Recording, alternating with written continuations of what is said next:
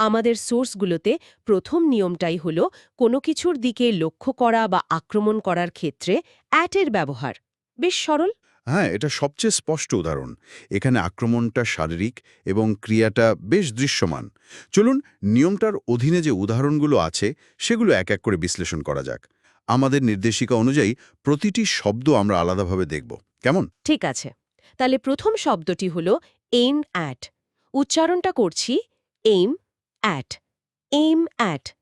এটি কোনো লক্ষ্যবস্তুর দিকে কিছু নির্দেশ করার জন্য ব্যবহৃত হয়। হুম। যেমন প্রথম উদাহরণ, he aimed the gun at the target. সে টার্গেটটির দিকে বন্দুক তাক করল। হ্যাঁ, এখানে বন্দুকের নলটা যেদিতে নির্দেশ করছে, অ্যাট ঠিক সেই বিন্দুটাকে চিহ্নিত করছে। একদম। আর এটা শুধু বন্দুকের ক্ষেত্রেই নয়, তাই না? আমাদের সোর্সের দ্বিতীয় উদাহরণটি তো সমালোচনা নিয়ে। ঠিক। দ্বিতীয় উদাহরণটি হল she aimed her criticism at the government's policy. সে তার সমালোচনা সরকারের নীতির দিকে ছুড়ে দিয়েছিল। এখানে অস্ত্রটা হলো সমালোচনা, কিন্তু অ্যাট ব্যবহার করার ফলে মনে হচ্ছে যেন ওটাকেও একটা নির্দিষ্ট দিকে নিক্ষেপ করা হলো। বোঝা গেল। এরপর আছে পয়েন্ট অ্যাট। উচ্চারণ পয়েন্ট অ্যাট, পয়েন্ট অ্যাট। এর মানে হল আঙ্গুল বা কোনো বস্তু দিয়ে কিছু নির্দেশ করা। যেটা করাটা অভদ্রতা বলে মনে করা হয়। একদম। প্রথম উদাহরণ, it's rude to point at people, মানে মানুষের দিকে আঙুল তাক করা অভদ্রতা। আর দ্বিতীয় উদাহরণ, he pointed at the map to show us the location. সে আমাদেরকে জায়গাটা দেখানোর জন্য ম্যাপের দিকে নির্দেশ করল। ঠিক। এবার আসা যাক শব্দের আক্রমণে, অর্থাৎ যেখানে মুখটাই অস্ত্রের কাজ করে, যেমন shout at. Shout at. Shout at এটি সাধারণত কারো প্রতি রাগান্বিত হয়ে চিৎকার করার অর্থে ব্যবহৃত হয়। হ্যাঁ, এখানেও লক্ষ্যবস্তুটা খুব নির্দিষ্ট। আপনি তো আর হাওয়ায় চিৎকার করেন না, আপনি কারো দিকে বা কারো ওপর চিৎকার করেন। ঠিক। উদাহরণস্বরূপ, the manager shouted at his employee. মানে ম্যানেজার তার কর্মচারীর ওপর চিৎকার করল। এখানে অ্যাট নিশ্চিত করছে যে এর আগের প্রকাশটা সরাসরি কর্মচারীর দিকে যাচ্ছে। আর দ্বিতীয় উদাহরণটা বেশ সহজ, please don't shout at me. দয়া করে আমার উপর চিৎকার করো না। এরপর হলো থ্রো অ্যাট। উচ্চারণ থ্রো অ্যাট, থ্রো অ্যাট। যখন কোনো লক্ষ্যবস্তুকে আঘাত করার উদ্দেশ্যে কিছু ছোড়া হয় তখন এটি ব্যবহৃত হয়। আর এখানেই ভাষার একটা দারুণ সূক্ষ্ম পার্থক্য আছে, তাই না? একদম। আপনি যখন বন্ধুর দিকে বলটা দেন তখন বলেন throw the ball to him, কিন্তু যখন তাকে আঘাত করার জন্য মারেন তখন বলেন থ্রো দ্য বল অ্যাট হেম। দেখুন, শুধু প্রিপোজিশন বদলের সাথে সাথে পুরো উদ্দেশ্যটাই পাল্টে গেল। বাহ, টু আর অ্যাটের এই পার্থক্যটা দারুণভাবে বিষয়টাকে পরিষ্কার করে দিল। আমাদের উদাহরণে আছে the angry mob through Stones at the police. বিক্ষুব্ধ জনতা পুলিশের দিকে পাথর ছুড়ল। উদ্দেশ্যটা এখানে স্পষ্ট, আঘাত করা। দ্বিতীয় উদাহরণ, he threw the ball at the wall. সে দেয়ালের দিকে বলটা ছুড়ল। তালিকার পরের শব্দটি হল বার্ক অ্যাট। উচ্চারণ বার্ক অ্যাট, বার্ক অ্যাট। এটি কুকুরের ঘেউ ঘেউ করে কাউকে ভয় দেখানো বা আক্রমণ করার ভাব বোঝাতে ব্যবহৃত হয়। মানে কুকুরের ডাকটাও এখানে একটা লক্ষ্যবস্তুর দিকে নির্দেশিত। হ্যাঁ, যেমন the dog barked at the stranger. কুকুরটি অপরিচিত লোকটিকে দেখে ঘেউ ঘেউ করল। আর দ্বিতীয় উদাহরণ, my neighbour's dog always barks at me. আমার প্রতিবেশীর কুকুর সবসময় আমাকে দেখে ঘেউ ঘেউ করে। এরপর আছে রান অ্যাট, মানে আক্রমণ করার জন্য তেড়ে যাওয়া। Run at, run at. সাধারণ দৌড়ানো হলো রান, কিন্তু যখন ষাঁড় ম্যাটাডোরের দিকে তেড়ে যায় বাক্যটা হয় the bull ran at the matador. ষাঁড়টি ম্যাটাডোরের দিকে তেড়ে গেল। এই অ্যাট যোগ করার সাথে সাথেই দৌড়টা একটা আক্রমণে পরিণত হল। ঠিক। আমাদের দ্বিতীয় উদাহরণ, he suddenly ran at me with a stick. সে হঠাৎ একটা লাঠি নিয়ে আমার দিকে তেড়ে এলো।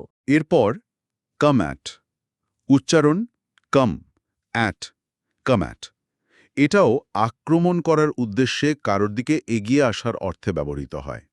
প্রথম উদাহরণ, the attacker came at him from behind. আক্রমণকারী পেছন থেকে তার দিকে তেড়ে এলো। দ্বিতীয় উদাহরণ, he came at me with a knife. সে একটি ছুরি নিয়ে আমার দিকে তেড়ে এলো। এই বিভাগের শেষ উদাহরণটি হল ইয়েল অ্যাট।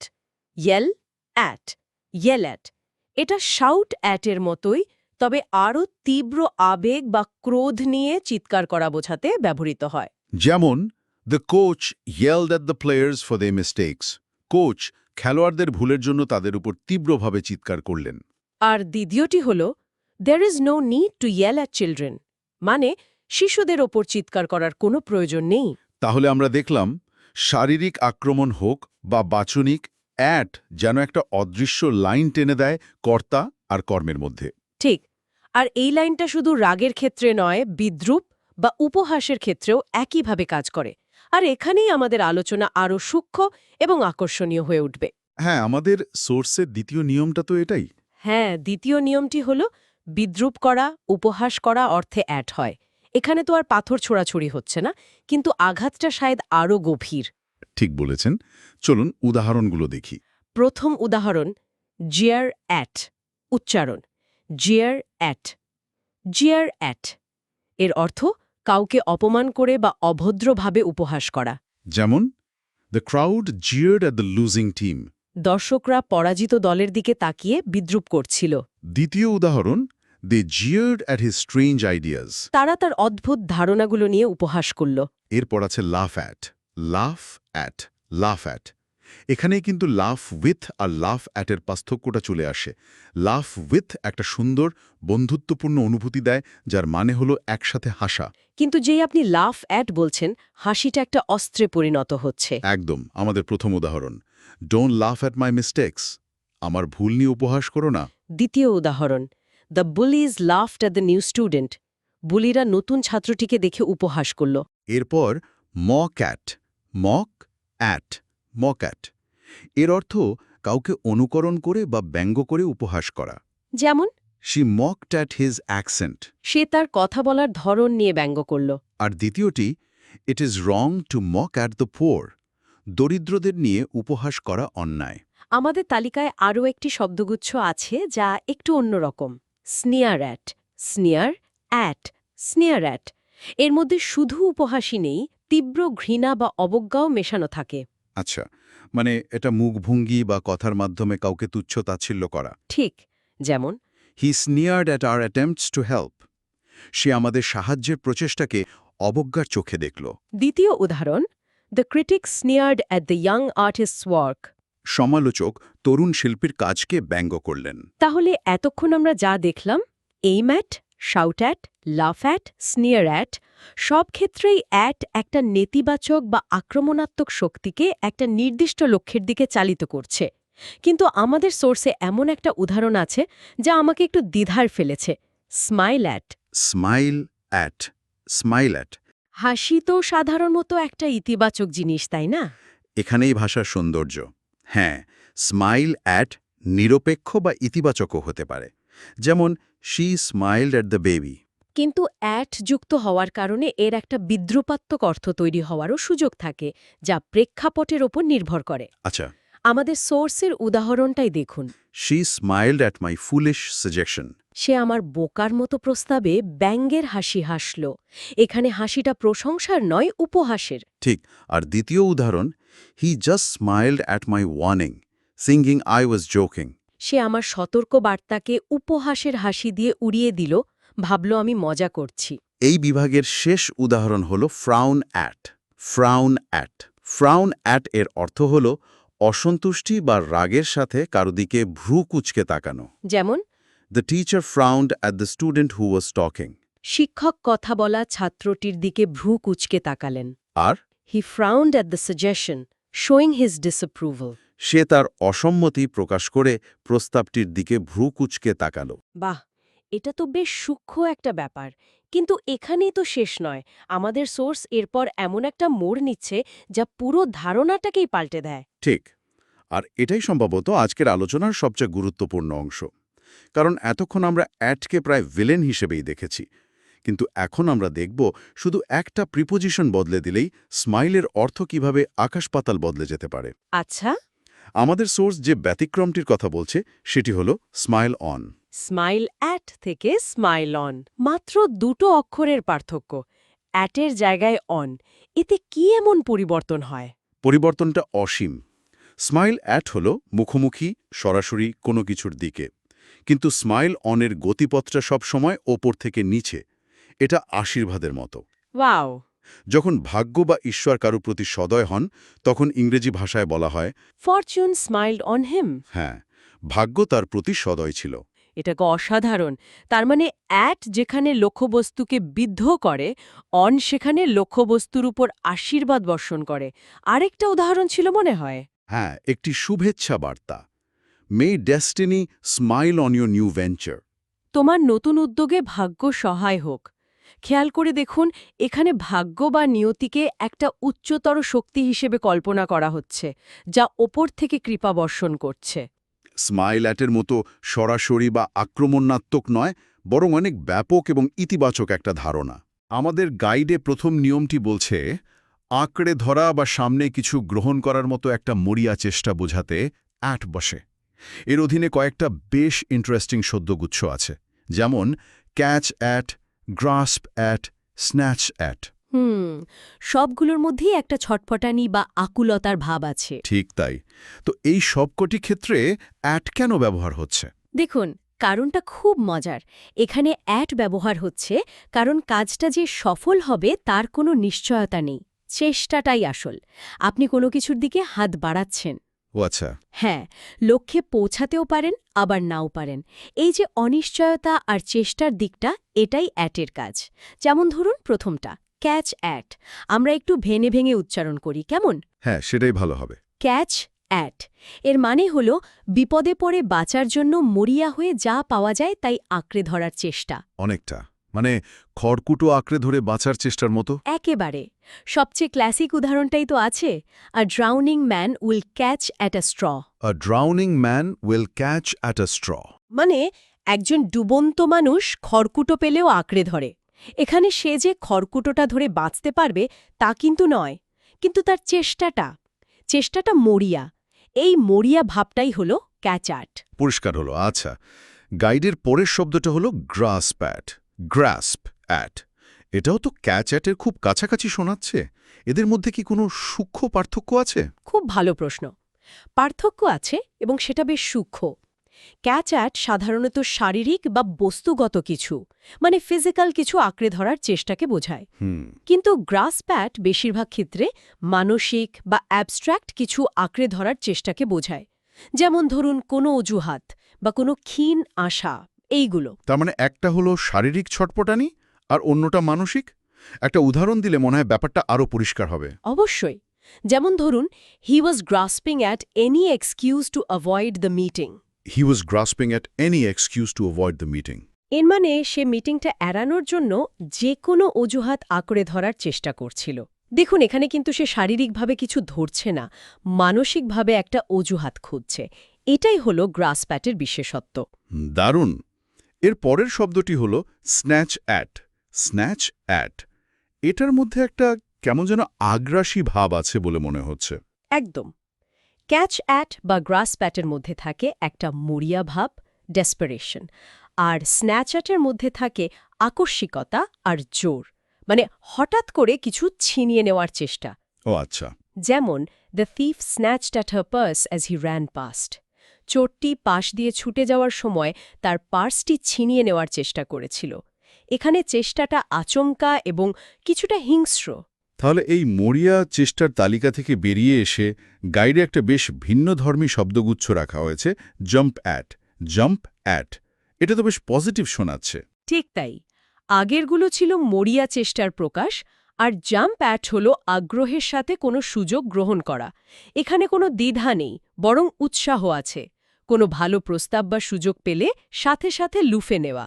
যেমন ধরুন, বিদেশে কাজ করার একটা সুযোগ এলো। চমৎকার উদাহরণ, she jumped at the chance to work abroad. She jumped at the chance to work abroad. সে বিদেশে কাজ করার সুযোগটি সাথে সাথে লুফে নিল।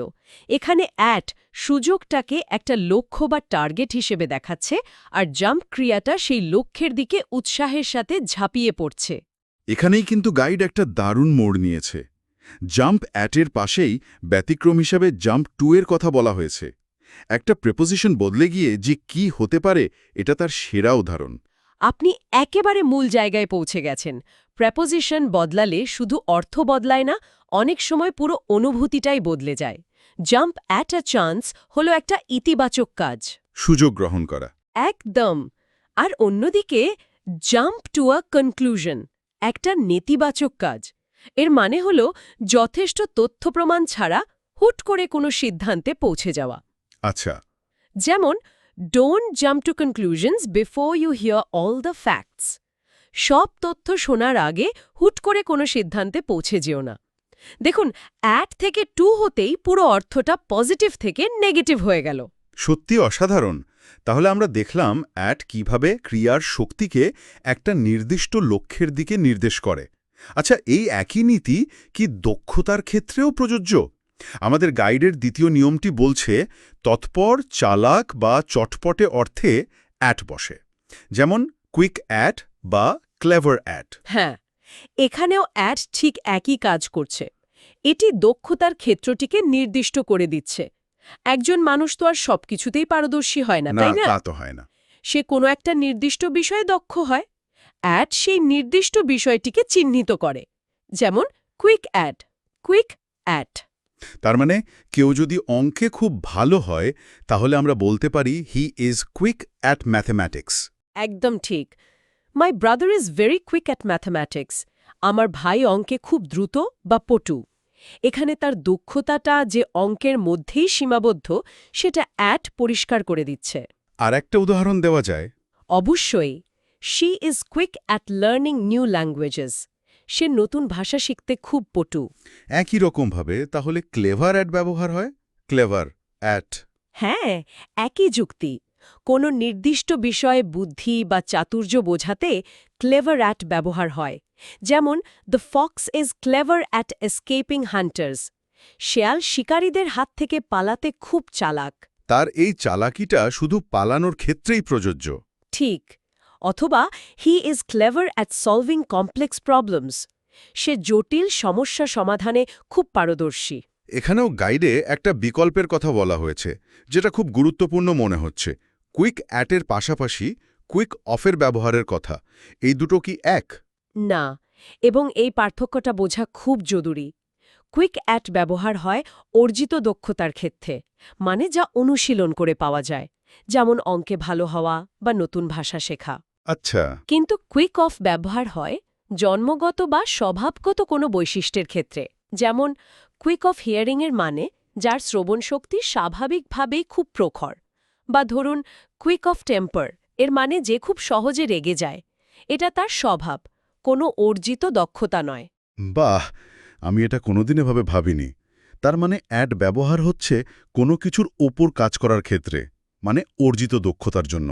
আর অফ হচ্ছে ভেতরের কোনো গুণ বা স্বভাব বোঝাতে। এটা তো ভাষার এক গভীর স্তর। ঠিক তাই। এই ছোট ছোট পার্থক্যগুলোই ভাষাকে এত সমৃদ্ধ করে তোলে। আচ্ছা, মরিয়া চেষ্টা বা দক্ষতা তো গেল। এবার আসা থাক আমাদের ইন্দ্রিয়ের দিকে। আমাদের গাইডের তৃতীয় নিয়মটা দৃষ্টি নিয়ে। এক দৃষ্টিতে তাকানো অর্থে অ্যাট হয়। এখানে তো একটা লম্বা তালিকা আছে। Look at, glance at, gaze at, stare at. সবগুলোর সাথে অ্যাট কেন? কারণ এখানেও অ্যাট সেই ডিরেক্টরের ভূমিকা পালন করছে। এটা আমাদের দৃষ্টিকে একটা নির্দিষ্ট লক্ষ্যবস্তুর দিকে নির্দেশ করছে। আপনি কিসের দিকে তাকাচ্ছেন সেটা অ্যাট বলে দিচ্ছে। আর ক্রিয়াপদটা বলে দিচ্ছে কিভাবে তাকাচ্ছি। একদম। লুক, গ্ল্যান্স, গেজ, স্টেয়ার, এগুলো হলো তাকানোর ধরন। তাহলে চলুন সবচেয়ে সাধারণটা দিয়ে শুরু করি। Look at. Look at. Hmm, look at হল তাকানোর সবচেয়ে সাধারণ প্রকাশ। কোনো কিছুর দিকে দৃষ্টি আকর্ষণ করতে এটা ব্যবহার করা হয়। যেমন the teacher asked the students to look at the blackboard. The teacher asked the students to look at the blackboard. মানে শিক্ষক ছাত্রছাত্রীদের ব্ল্যাকবোর্ডের দিকে তাকাতে বললেন। বেশ সহজ। খুব সহজ এবং সরাসরি। আর গ্ল্যান্স অ্যাট কি তাহলে?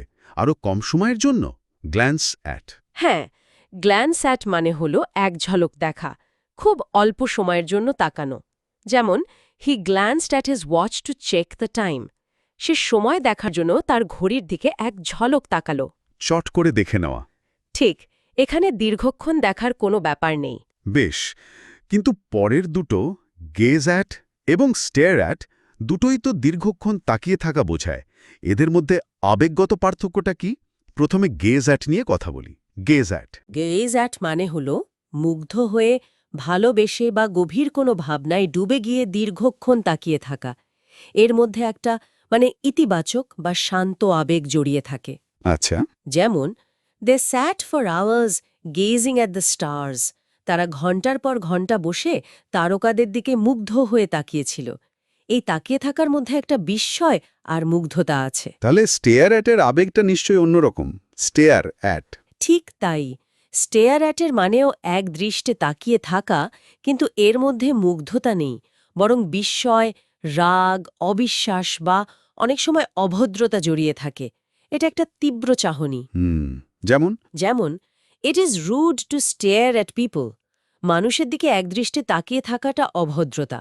অথবা he stared at the strange object in disbelief, সে অবিশ্বাস্য দৃষ্টিতে অদ্ভুত বস্তুটির দিকে তাকিয়ে রইল। এখানেই কিন্তু গাইড একটা খুব সূক্ষ্ম কিন্তু গুরুত্বপূর্ণ দিকে আমাদের দৃষ্টি আকর্ষণ করছে। স্টেয়ার অ্যাট দ্য ফেস এর সাথে স্টেয়ার ইন দ্য ফেসের তুলনা।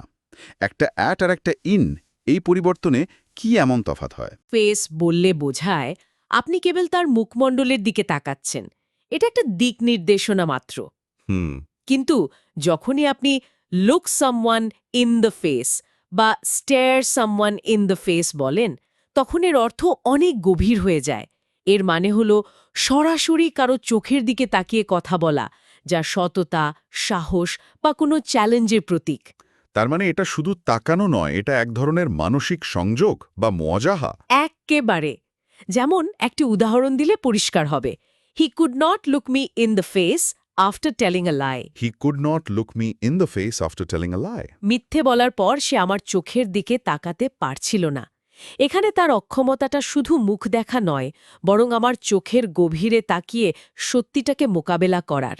ইন প্রেপোজিশনটি এখানে এই গভীর এবং ব্যক্তিগত সংযোগকে নির্দেশ করছে। দারুণ ব্যাখ্যা।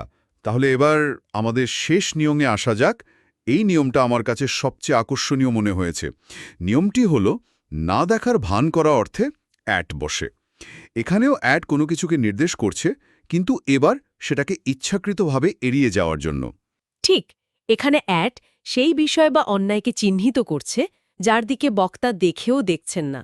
এটা এক ধরনের ইচ্ছাকৃত অন্ধত্ব। প্রথম উদাহরণটি হল কনাইভ অ্যাট। কনাইভ অ্যাট, এটি একটি বেশ জোরালো শব্দ। এর অর্থটা ঠিক কি? কনাইভ অ্যাট মানে হল কোনো বড় অন্যায় বা অপরাধ ঘটতে দেখেও তাতে গোপন সম্মতি দেওয়া বা মানে চুপ থেকে পরোক্ষভাবে সাহায্য করা, জেনে বুঝে অন্যায়কে প্রশ্রয় দেওয়া। ও, এটা তো বেশ গুরুত্বপূর্ণ। হ্যাঁ, যেমন the security guard was fired because he connived at the theft. নিরাপত্তা রক্ষীকে বরখাস্ত করা হয়েছিল কারণ সে চুরির ব্যাপারে গোপন সম্মতি দিয়েছিল। তার মানে সে হয়তো চুরিটা দেখছিল কিন্তু কিছু না করে চুপ ছিল। বোঝা গেল। তালিকার শেষ শব্দটি হল উইঙ্ক অ্যাট। উইঙ্ক অ্যাট, এটা কি কনাইভ্যাটের মতোই গুরুত্বপূর্ণ? না, উইঙ্ক অ্যাট তুলনামূলকভাবে কম গুরুত্বপূর্ণ। এর মানে হল ছোটখাটো কোনো ভুল বা নিয়মভঙ্গ দেখেও সেটাকে এড়িয়ে যাওয়া বা পাত্তা না দেওয়া। এখানেও প্রশ্রয় দেওয়ার ভাবটা আছে, কিন্তু অন্যায়টা তত বড় নয়। যেমন ক্লাসে কোনো ছাত্রের ছোটখাটা দুষ্টুমিকে শিক্ষক এড়িয়ে গেলেন। একদম সঠিক উদাহরণ। The teacher decided to Wynk at the students minor mistake. The teacher decided to Wynk at the students minor mistake. শিক্ষক ছাত্রটির ছোটখাটো ভুলটি এড়িয়ে যাওয়ার সিদ্ধান্ত নিলেন। তিনি ভুলটা দেখেছেন, কিন্তু সেটার জন্য বড় কোনো পদক্ষেপ না নিয়ে উপেক্ষা করলেন। আমার তো শুরুটাই বেশ ভালো লাগছে। প্রথম থিম বা বিষয় যা নোটগুলোতে বলা হয়েছে তা হল খরচ বা অপচয়। হ্যাঁ, অর্থাৎ কোনো কিছুতে টাকা, সময় বা শক্তি ব্যয় করা বোঝাতে কিভাবে ব্যবহার হয়। বেশ যৌক্তিক একটা শুরু। হ্যাঁ, আমাদের দৈনন্দিন জীবনের সাথে একদম জড়িত। প্রথম শব্দগুচ্ছটা হলো ওয়েস্ট অন। ওয়েস্ট অন কথাটা শুনলেই কেমন একটা নেতিবাচক অনুভূতি আসে, তাই না? যেন কিছু একটা নষ্ট হচ্ছে। ঠিক তাই। এর উদ্দেশ্যটাই হলো বোঝানো যে কোনো সম্পদ, সেটা টাকা হোক বা সময়, কোনো কারণ ছাড়া বা মানে ভুলভাবে নষ্ট করা হচ্ছে। আচ্ছা, যেমন একটা বাক্য হতে পারে, he wasted all his money on gambling. He wasted all his money on gambling. অর্থাৎ সে তার সব টাকা জুয়া খেলে নষ্ট করেছে। এখানে অন গ্যাম্বলিং নির্দিষ্ট করে দিচ্ছে যে অপচয়টা ঠিক কোথায় হয়েছে। এটা খুব পরিষ্কার। আরেকটা উদাহরণ আছে সময় নিয়ে। Don't waste your time on trivial matters. Don't waste your time on trivial matters. মানে ছোটখাটো বা তুচ্ছ বিষয়ে সময় নষ্ট করো না। আমার মনে হয় এই ওয়েস্ট অন ফ্রেজটা মনে রাখা বেশ সোজা। হ্যাঁ, অপচয়ের ঠিক উল্টো পিঠে আছে সঠিক খরচ, আর তার জন্য আমাদের কাছে আছে spend on. Spend on. Spend on এটা একটা খুব সাধারণ কিন্তু শক্তিশালী শব্দগুচ্ছ। এর মানে হলো কোনো নির্দিষ্ট উদ্দেশ্যে কিছু কেনা বা সময় দেয়া। যেমন she spends a lot of money on books. She spends a lot of money on books. এই উদাহরণটা আমার জন্য খুব সত্যি। আমি বইয়ের পেছনে অনেক খরচ করি, তো অন বুকস বলে দেওয়াতে খরচের খাতটা স্পষ্ট হয়ে গেল। ঠিক। আরেকটা উদাহরণ হতে পারে how much time do you spend on homework. How much time do you spend on homework. হ্যাঁ, এখানেও একই ব্যাপার। বাড়ির কাজের জন্য কতটা সময় ব্যয় করা হয় তা জানতে চাওয়া হচ্ছে। এই থিমের পরের ফ্রেজটা একটু অন্যরকম, go on. Go on. Go on প্রথমবার শুনলে মনে হতে পারে এর সাথে টাকা পয়সার সম্পর্ক কি, কিন্তু একটু ভাবলেই বোঝা যায়। কিরকম? যেমন যখন কেউ বলে they decided to go on a vacation, they decided to go on a vacation. তখন এর মানে দাঁড়ায় তারা ছুটিতে যাওয়ার সিদ্ধান্ত নিয়েছে। আর ছুটিতে যাওয়া মানেই তো একটা বড় খরচ, তাই না? ঠিক তাই। তাহলে go on a vacation, go on a trip, go on a shopping spree, এগুলোর মধ্যে একটা খরচের ধারণা লুকিয়ে আছে। এটা একটা দারুণ পর্যবেক্ষণ। একদম। আর এই বিভাগের শেষটা আমার সবচেয়ে পছন্দের। শব্দগুচ্ছটি হল get by on. Get by on. Get by on এই কথাটা বলার মধ্যে একটা সংগ্রামের অনুভূতি আছে। হ্যাঁ, আছে। এর মানে হলো খুব অল্প টাকা বা সম্পদ দিয়ে কোনো মতে টিকে থাকা বা চালিয়ে নেওয়া। হ্যাঁ, ঠিক যেন মাস শেষের পরিস্থিতি। যেমন it's difficult to get by on a small salary. It's difficult to get by on a small salary. মানে অল্প বেতনে টিকে থাকা বা চালানো খুব কঠিন। এই গেট বাই শব্দটা শুধু বেঁচে থাকা বোঝাচ্ছে না, বরং এর ভেতরের কষ্টটাকেও প্রকাশ করছে। এইখানেই তো ভাষার মজা। দেখুন, waste on, spend on, go on আর গেট বাই অন চারটেই খরচ সম্পর্কিত, কিন্তু প্রতিটার অনুভূতি আর পরিস্থিতি সম্পূর্ণ আলাদা। ঠিক। এই পদ্ধতিটার একটা বড় সুবিধা হলো এটা আমাদের শুধু শব্দ শেখাচ্ছে না, শব্দের পেছনের অনুভূতিটাকেও ধরিয়ে দিচ্ছে। দারুণ পয়েন্ট। আচ্ছা, টাকা পয়সার হিসেব থেকে বেরিয়ে এবারে দেখা যাক অন কিভাবে সম্পূর্ণ ভিন্ন, এমনকি বেশ আগ্রাসী মেজাজও প্রকাশ করতে পারে। বাহ! আমাদের দ্বিতীয় থিম হলো আক্রমণ। খরচ করা থেকে সরাসরি আক্রমণে আসাটা বেশ অবাক করার মতো। হ্যাঁ, এবং এখানেই এই থিম্যাটিক পদ্ধতিটা কাজে দেয়, কারণ এটা না জানলে স্পেন্ড অন আর ডিসেন্ট অনের মধ্যে সম্পর্ক খুঁজে পাওয়া প্রায় অসম্ভব। একদম। তো আক্রমণ অর্থে প্রথম উদাহরণটা হল descend on. Descend on. Descend on. Descend মানে তো নিচে নেমে আসা। তাহলে ডিসেন্ড অনের আক্ষরিক অর্থ দাঁড়ায় কারো উপর নেমে আসা। এটা কি অনেকটা আকস্মিক আক্রমণের মতো শোনায়? একদম। এর মানে হল হঠাৎ করে এবং বিশাল সংখ্যায় কোনো জায়গায় হাজির হওয়া বা আক্রমণ করা। এটা অনেকটা আকাশ থেকে নেমে আসার কিছুর মতো। ও, যেমন প্রকৃতিতে এর একটা দারুণ উদাহরণ আছে। A swarm of locusts descended on the crops. a swarm of locusts descended on the crops. মানে এক ঝাঁক পঙ্গপাল ফসলের ওপর ঝাঁপিয়ে পড়ল। আমি দৃশ্যটা কল্পনা করতে পারছি। তবে এটা কি শুধু আক্ষরিক আক্রমণ বোঝাতেই ব্যবহার হয়? না না, রূপক অর্থেও এর ব্যাপক ব্যবহার আছে। যেমন ধরুন, কোনো একটা বড় খবর বেরোনোর পর সাংবাদিকরা যেভাবে কোনো জায়গায় ভিড় করেন, সেটাও ডিসেন্ড অন দিয়ে বোঝানো যায়। আচ্ছা। Reporters descended on the small town after the news broke. Reporters descended on the small town after the news broke. এর মানে খবরটা ছড়িয়ে পড়ার পর সাংবাদিকরা ছোট শহরটাতে ছেয়ে ফেলল। তাদের এই বিপুল সংখ্যায় এবং হঠাৎ আগমনকে এক ধরনের আক্রমণের সাথে তুলনা করা হচ্ছে। বাহ, দারুণ তো। আচ্ছা, পরেরটা হলো ফল অন।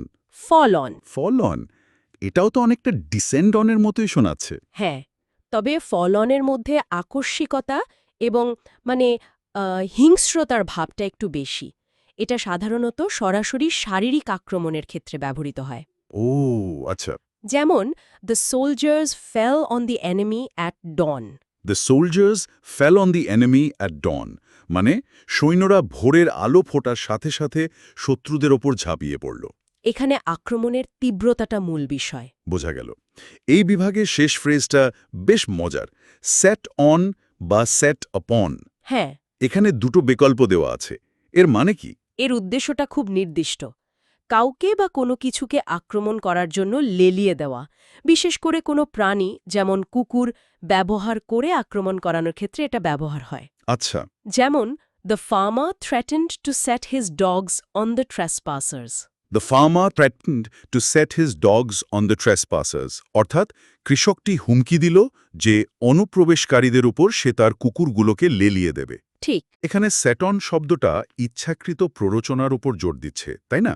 শুধু অ্যাটাক বললে এই ভাবটা আসতো না। ঠিক ধরেছেন। আর এখানে অন এবং আপনের একটা সূক্ষ্ম পার্থক্য আছে। কি সেটা? আপন ব্যবহার করলে বাক্যটা একটু বেশি আনুষ্ঠানিক বা পুরনো দিনের মতো শোনায়। অর্থের খুব একটা তফাৎ নেই, কিন্তু ব্যবহারের ধরনে একটা পার্থক্য তৈরি হয়। এই বিষয়টা পুরো আলোচনা জুড়েই আসছে। আমরা এটা নিয়ে শেষে আবার কথা বলবো। নিশ্চয়ই। কিন্তু তার আগে এই যে আমরা খরচ থেকে আক্রমণে চলে এলাম, এটা নিয়ে একটু ভাবা যাক। এই পদ্ধতিটা ব্যবহার না করলে আমি হয়তো কোনোদিন ভাবতামই না যে এই দুই ধরনের কাজের মধ্যে সংযোগসূত্র হিসাবে অন কাজ করতে পারে। এটাই তো এই পদ্ধতির সৌন্দর্য। এটা ভাষার মধ্যে লুকিয়ে থাকা অপ্রত্যাশিত সংযোগগুলোকে সামনে নিয়ে আসে। একদম। আচ্ছা, আক্রমণ থেকে এবার আমরা যাব ঠিক তার বিপরীত একটা জগতে, সেবা। সেবা।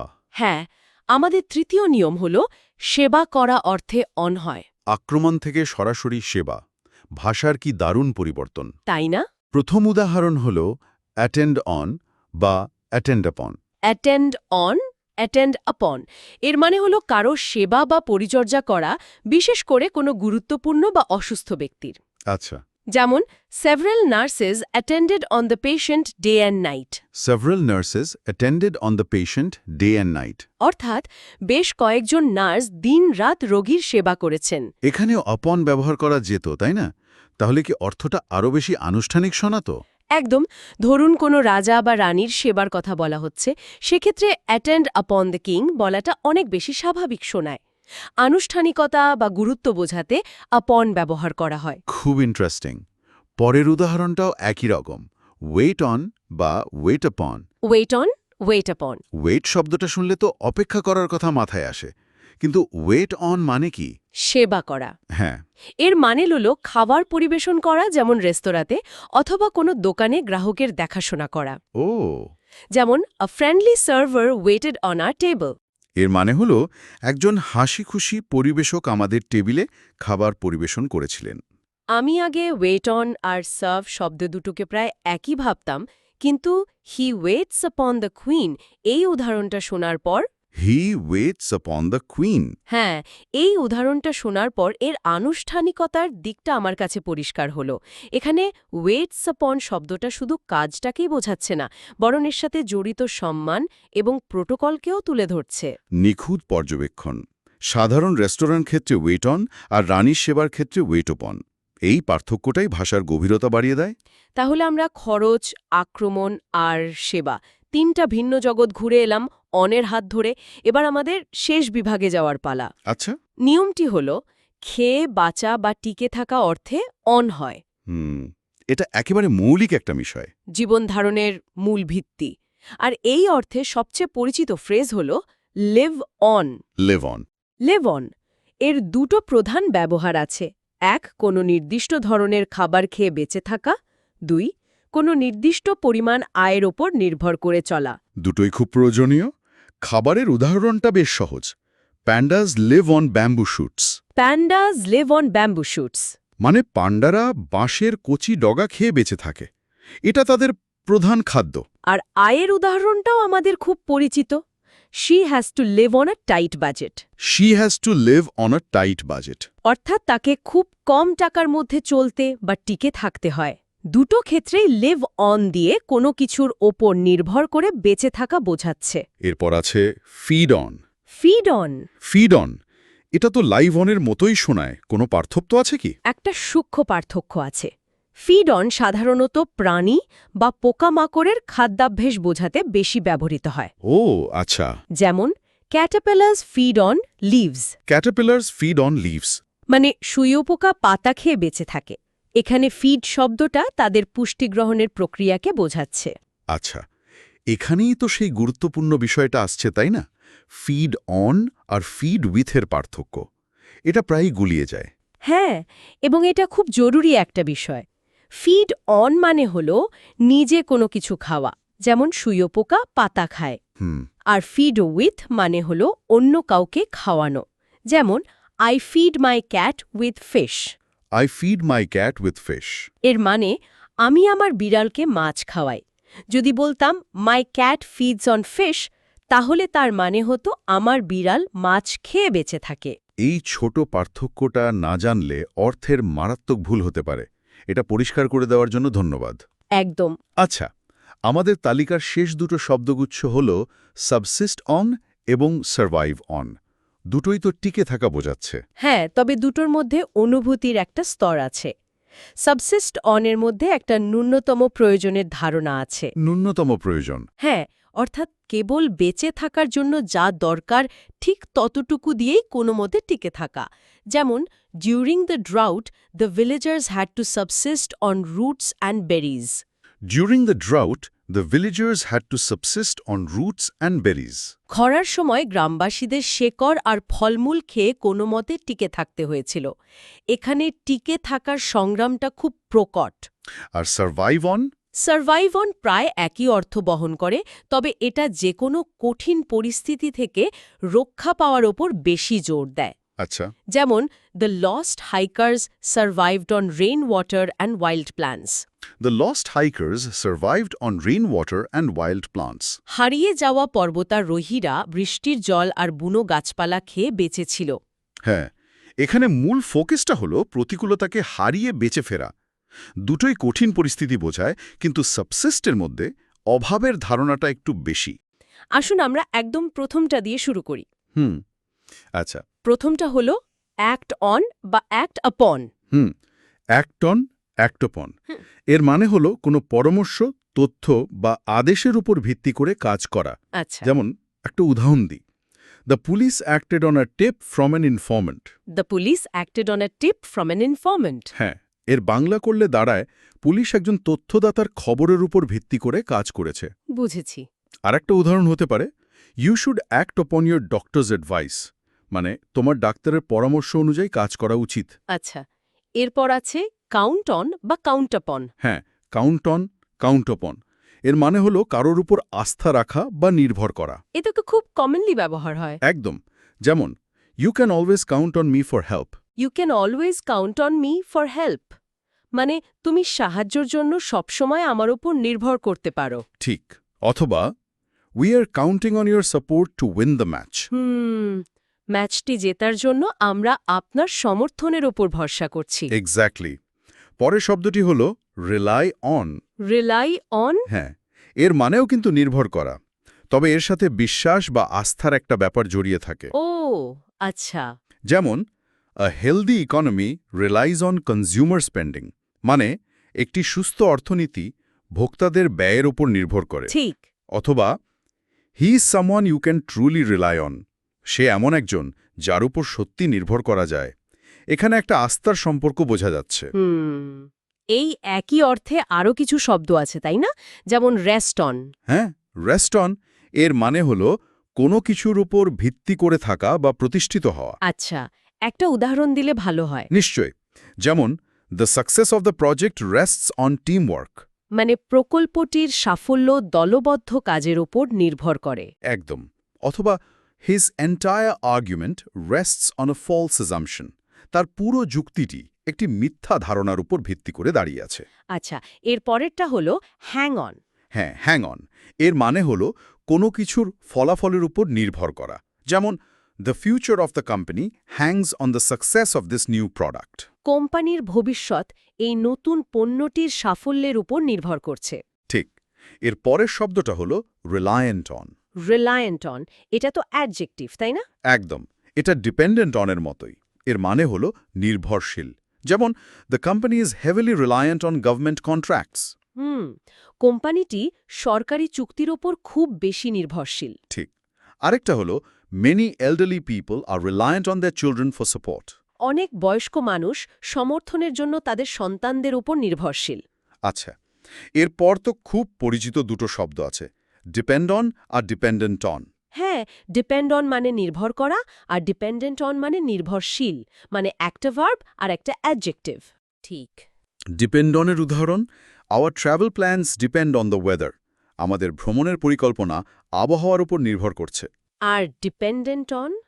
হি still financially dependent on his parents. সে এখনও আর্থিকভাবে তার বাবা মায়ের উপর নির্ভরশীল। পরিষ্কার। আচ্ছা, এর পরের শব্দটা আমার খুব ইন্টারেস্টিং লাগে, ব্যাংক অন। হ্যাঁ, ব্যাংক অন। এটা শুনলে টাকার কথা মনে হয়, কিন্তু এর মানে হলো কোনো কিছুর ওপর খুব দৃঢ়ভাবে ভরসা করা। বেশ মজার তো। যেমন, she is banking on getting that promotion. সে পদোন্নতি পাওয়ার ব্যাপারে দৃঢ়ভাবে ভরসা করছে। মানে সে প্রায় নিশ্চিত। একদম। আরেকটা উদাহরণ, don't bank on the weather being good for the picnic. পিকনিকের জন্য আবহাওয়া ভালো থাকবে এমনটা ধরে নিও না। বুঝেছি। আর এই তালিকার শেষটা হলো হিঞ্জ অন বা হিঞ্জাপন। হ্যাঁ, হিঞ্জ অন বা হিঞ্জ আপন। এটা হলো কোনো কিছুর উপর পুরোপুরি নির্ভরশীল হওয়া। পুরোপুরি। হ্যাঁ, মানে একটা জিনিসের ওপর আরেকটা জিনিসের ভবিষ্যৎ যখন ঝুলে থাকে। যেমন ধরুন, the success of our plan hinges on his cooperation. আমাদের পরিকল্পনার সাফল্য তার সহযোগিতার ওপর সম্পূর্ণ নির্ভরশীল। ঠিক। অথবা, the entire case hinges upon the evidence of one witness. পুরো মামলাটি একজন সাক্ষীর প্রমাণের ওপর নির্ভর করছে। বাহ, তাহলে নির্ভরতার ব্যাপারটা তো বেশ ভালোভাবে বোঝা গেল। এবার তাহলে দ্বিতীয় নিয়মে আসা যাক। এখানে বলা হয়েছে অভিনন্দন জানানো, প্রশংসা করা অর্থে অন হয়। ঠিক। এখানে প্রধানত দুটো শব্দগুচ্ছ আছে। প্রথমটি হল কংগ্র্যাচুলেট অন। Congratulate on. হ্যাঁ, এর মানে হল কোনো সাফল্য বা বিশেষ অনুষ্ঠানের জন্য কাউকে অভিনন্দন জানানো। আচ্ছা। যেমন, I congratulated him on his promotion. আমি তার পদোন্নতির জন্য তাকে অভিনন্দন জানিয়েছি। একদম।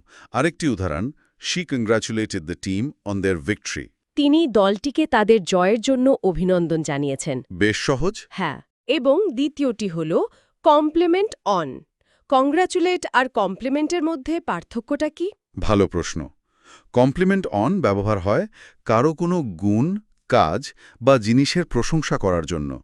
এটা কংগ্র্যাচুলেটের থেকে একটু বেশি ব্যক্তিগত আর ইনফর্মাল। ও আচ্ছা। যেমন ধরুন, he complimented me on my new hair cut. সে আমার নতুন চুলের কাটার প্রশংসা করেছে। অথবা, the teacher complimented the student on her excellent essay. শিক্ষক ছাত্রীটিকে তার চমৎকার রচনার জন্য প্রশংসা করেছেন। তার মানে একটা বড় সাফল্যের স্বীকৃতি আর অন্যটা ব্যক্তিগত গুণের প্রশংসা। ঠিক ধরেছেন। দুটো ক্ষেত্রেই অন ব্যবহার হচ্ছে কারণ প্রশংসাটা কোনো একটা নির্দিষ্ট বিষয়ের উপর ভিত্তি করে করা হচ্ছে। ঠিক। আমাদের তালিকার তৃতীয় নিয়মটি হল মনোযোগ দেওয়া অর্থে অন বসে। হ্যাঁ, এটাও খুব সাধারণ একটা ব্যবহার। এখানে প্রথম শব্দগুচ্ছটি হল কনসেন্ট্রেট অন। কনসেন্ট্রেট অন মানে কোনো নির্দিষ্ট বিষয়ে মনোযোগ কেন্দ্রীভূত করা। যেমন, you need to concentrate on your studies. তোমার পড়াশোনায় মনোযোগ দিতে হবে। ঠিক। আর let's concentrate on solving this problem first. চলো প্রথমেই সমস্যাটির সমাধানে মনোযোগ দিই। আচ্ছা, এর প্রায় সমার্থক আরেকটা শব্দগুচ্ছ হল ফোকাস অন। হ্যাঁ, ফোকাস অন। এই দুটোর মধ্যে কি কোনো পার্থক্য আছে? একটা সূক্ষ্ম পার্থক্য আছে। ফোকাস অন বলতে বোঝায় কোনো একটি নির্দিষ্ট ব্যক্তি, বস্তু বা বিষয়ের উপর সমস্ত মনোযোগ বা প্রচেষ্টা দেওয়া, অনেকটা ক্যামেরার লেন্সের মতো। ও, দারুণ অ্যানালগ। যেমন, the documentary focuses on the effects of climate change. তথ্যচিত্রটি জলবায়ু পরিবর্তনের প্রভাবের উপর আলোকপাত করে। আচ্ছা। আরেকটা উদাহরণ, please focus on the main points of the presentation. অনুরোধ করে উপস্থাপনার মূল বিষয়গুলোর উপর মনোযোগ দিন। বুঝেছি। তাহলে আমরা আলোচনার শেষ পর্যায়ে চলে এসেছি। চতুর্থ এবং শেষ নিয়মটি হল মন্তব্য করা, সংক্ষেপে আলোচনা করা অর্থে অন বসে। ঠিক। এখানকার প্রথম শব্দগুচ্ছ কমেন্ট অন। কমেন্ট অন এর অর্থ হল কোনো বিষয়ে মতামত বা মন্তব্য প্রকাশ করা। এটা বেশ সোজাসাপটা। যেমন, the manager refused to comment on the recent rumours. ম্যানেজার সাম্প্রতিক গুজব নিয়ে মন্তব্য করতে রাজি হননি। ঠিক। অথবা, would you like to comment on this issue? আপনি কি এই বিষয়ে কোনো মন্তব্য করতে চান? বেশ। আর সবশেষেরটা টাচ অন। কমেন্ট অন আর টাচ অনের মধ্যে তফাৎটা কি? তফাৎটা হলো গভীরতার। কমেন্ট অন মানে বিস্তারিত মতামতও হতে পারে। কিন্তু টাচ অন মানে হলো কোনো বিষয় নিয়ে বিস্তারিত না বলে সংক্ষেপে উল্লেখ করা বা আলোচনা করা। মানে শুধু ছুঁয়ে যাওয়া। একদম। যেমন in a speech he touched on the need for educational reform. তার ভাষণে তিনি শিক্ষা সংস্কারের প্রয়োজনীয়তার কথা সংক্ষেপে উল্লেখ করেন। হ্যাঁ, আরেকটা উদাহরণ, the report only touched on the financial aspects of the project. প্রতিবেদনটি প্রকল্পের শুধুমাত্র আর্থিক দিকগুলো নিয়ে সামান্য আলোচনা করেছে। ঠিক তাই।